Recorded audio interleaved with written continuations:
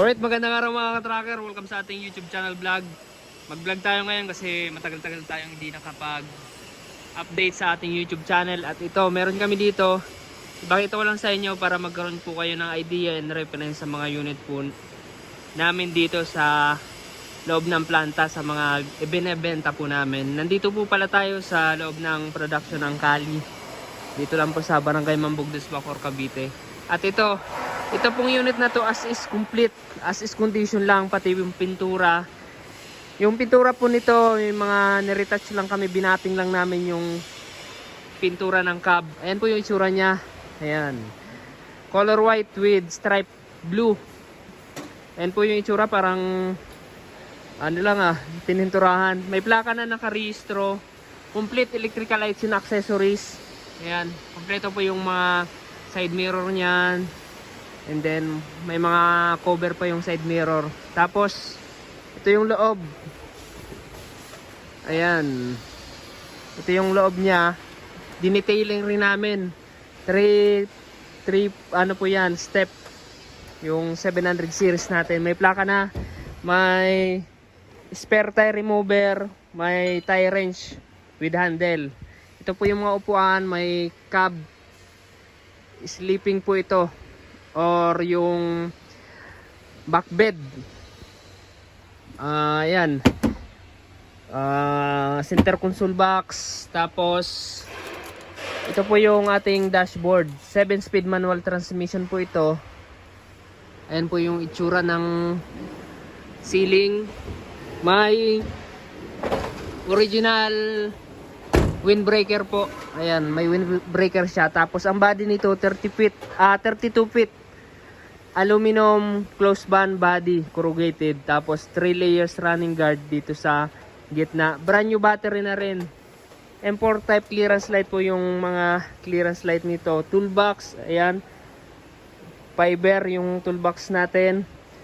Ito po ay naka-airbag suspension. 10-wheeler po siya, airbag suspension yung likod. Lip spring naman yung harap. 8 stud, tubeless. Ang sukat ng gulong 275 by 80R 22.5. Stainless na rin yung mga tapaludo nito. Ayan po yung itsura niya. Ito naman yung likod.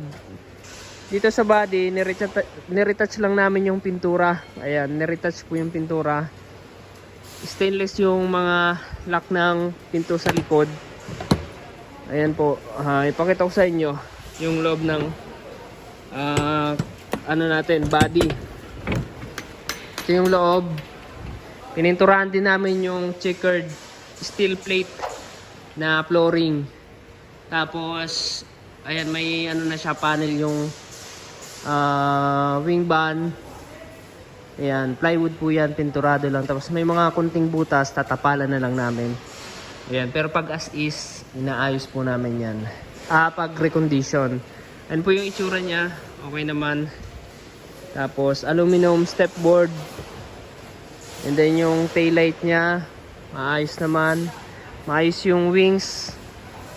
Ayan. Reserbang gulong. Ayan po yung itsura. And then yung sidings dito, may poste sa gitna po. Dalawa na yung kanyang fuel tank. Tapos ang makina nito E13C 6-cylinder E13C po yan, na CRDI na rin. Ayan po yung itsura nyo. Ang ganda, diba? So ito mga ka-tracker, pipick upin na lang ng aming client. Ang ganitong unit, nagre-range po to ng 1.650. Ganitong unit as is complete. Ayan. So pag recon, and then ipamulya natin, so dagdag siguro tayo ng 250,000 pesos kung recondition. Tapos convert yung molye.